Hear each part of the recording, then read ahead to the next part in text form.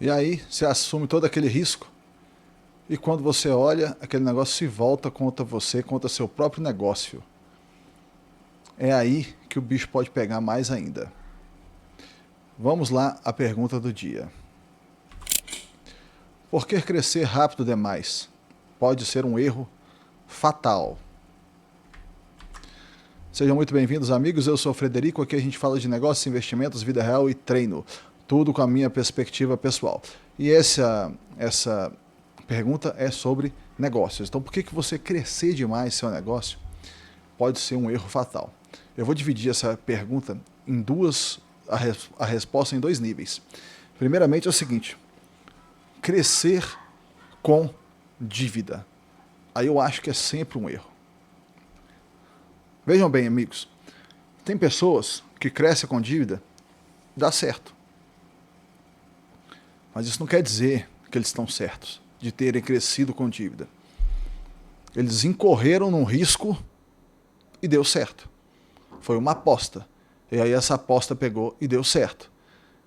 Isso quer dizer que é aconselhável que você cresça com risco? Na minha visão, não. Podem ter pessoas, empreendedores, que acham que sim. E aí a pessoa quer crescer de uma forma mais agressiva. Isso é uma forma de pensar diferente da minha. Então tem essa questão. Vou dar um exemplo. Na último empreendimento que eu fiz, que foi de uma casa, tudo com capital próprio. Fazendo a casa, tudo mais, com o dinheiro, que era o dinheiro que eu tinha ali. Aí beleza, fui fazendo com toda a dificuldade, tudo mais. Chegou uma hora que eu tive até que vender o carro para completar o dinheiro. Vendi, consegui, cheguei no final da obra. Cheguei no final da obra no aperto, porém sem dívida. Aí o que aconteceu? Eu estava tranquilo. Vocês imaginem se eu tivesse com dívida. Seria muito mais difícil. O negócio em si, da construção da casa, foi muito bom. Porém, o que acontece? Existia um outro fator que estava envolvido no meio do negócio, que era, e que incide sobre a questão da construção sempre, que é a questão da taxa de juros do país. A taxa Selic. Ela impacta todos os financiamentos que tem dentro do mercado. Então, o que acontece? Se a taxa Selic está alta, que é a taxa base de juros, todos os financiamentos estão altos. Isso, para quem trabalha com imóveis, é uma coisa ruim. Porque o que acontece? Ele é ruim em dois níveis, vejam bem. Ele desestimula a pessoa que vai comprar o imóvel financiado. Essa é a primeira parte. Porque a pessoa que vai comprar o imóvel financiado, ela vai pagar um juros muito caro por muitos anos. Então, vai pagar um valor absurdo. E desestimula a pessoa que compraria à vista. Porque como o dinheiro que você tem está sendo muito bem recompensado pela renda fixa, o que ocorre? Você tem o dinheiro na mão, você pensa assim, olha, eu vou colocar o dinheiro no banco e vou pagar aluguel. Não vou comprar a casa agora, porque está sendo muito bem recompensado na renda fixa. Então o que aconteceu com o meu negócio? Eu terminei a casa e a venda está sendo muito mais difícil do que eu pensei que seria. Agora vocês imaginem se eu tivesse dinheiro, pegado dinheiro emprestado para fazer a construção, terminar a casa. Agora eu estaria enrolado, por quê? Porque eu estaria pagando juros, estaria pagando a prestação, sem ter efetuado a venda. Porque quando você pega o dinheiro emprestado, você faz um planejamento. E esse planejamento nem sempre dá certo. Então, se for o caso de não dar certo, é onde entra o risco. Você está incorrendo no risco. E você incorrendo nesse risco, pode ser que você seja recompensado ou não. Muitas vezes dá certo sim. Porém, existem diferentes tipos de pessoa. Eu não gosto de tomar esse tipo de risco, sabe? Estava conversando com uma pessoa recentemente sobre essa questão de construção e tudo mais.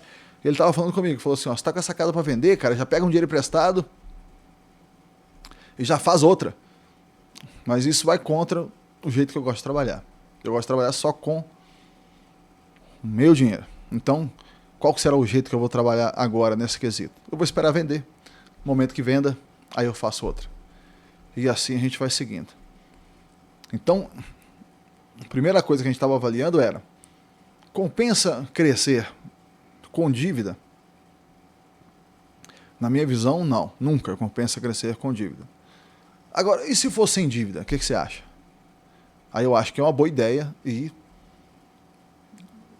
tem que ser feito, sabe? Porque senão você corre o risco até de ser engolido pelos seus competidores. Agora, o que acontece é o seguinte: para você crescer com dívida, sem dívida, tem que ser muito bem calculado. Cada passo de uma vez. Vejam bem, existe um mito de que o empreendedor é aquela pessoa que assume altos riscos. E isso realmente é um mito muito grande. Na minha visão, o empreendedor que realmente é um empreendedor de sucesso, ele assume riscos sim. Porém, ele assume sempre o menor risco possível, dentro de passos calculados. E a maioria desses passos pequenos, de forma que, se você der um passo, se der errado, você pode voltar atrás. Eu sei que existem muitas histórias de empreendimentos de grande risco que deram certo. E a gente gosta dessas histórias, porque são bonitas. Porém, existem muito mais histórias de empreendimentos de grande risco que deram errado. Basta você ver a taxa de empresas que fecha, tanto no Brasil quanto no mundo. Com 1 ano, com 2 anos, com 5 anos.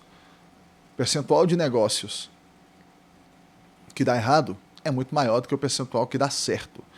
E isso se deve principalmente a você assumir riscos. Então a gente tem sempre que assumir os riscos da forma mais controlada possível e o risco menor possível. Quando você tem o dinheiro, e esse dinheiro que eu estou falando não é o da sua reserva de emergência, é o dinheiro mesmo, sobrando.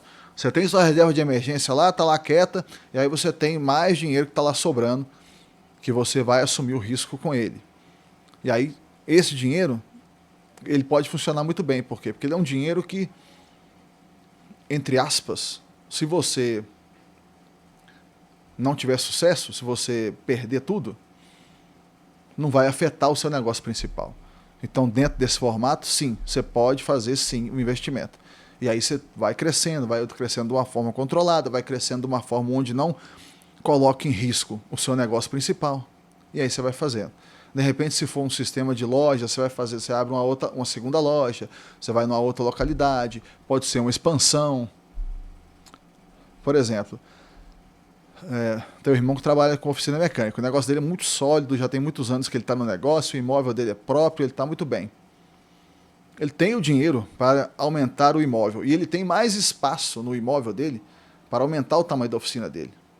Então eu acho que seria um investimento muito sólido, muito tranquilo, muito bom que ele faça, porque é um investimento que ele tem muito a ganhar e a possibilidade dele perder praticamente é zero, porque o negócio dele já está muito consolidado há muitos anos, há mais de, eu não sei, deve ser próximo de 15 anos, de 20 anos, aliás. Mais de 15 anos, com certeza. Então, eu acredito que é um negócio que ele pode fazer com muita tranquilidade.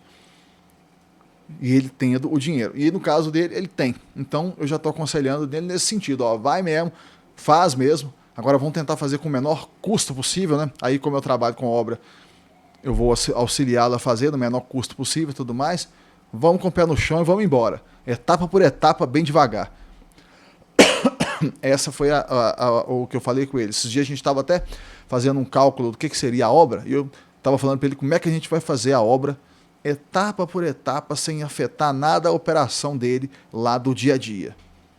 Então esse é um exemplo que demonstra como que você crescer tendo dinheiro passo a passo pode ser muito bom, pode ser muito efetivo. Então, para recapitular, qual que é a visão? A visão é a seguinte: com dívida, jamais. Se alguém te fala para você investir com dívida, eu estou discordando dessa pessoa. Sem dívida e com dinheiro que está sobrando, sim, é possível. Porém, com muito cuidado, com muito discernimento e com muita calma, planejando cada passo e, tendo os passos planejados, fazendo passo a passo, sem colocar em risco seu negócio principal. Tá bom, meus amigos? Me contem aí O que vocês acham dessa pergunta e qual que é a visão de vocês sobre essa questão nos comentários. Eu agradeço a todos que estão acompanhando e até o próximo vídeo.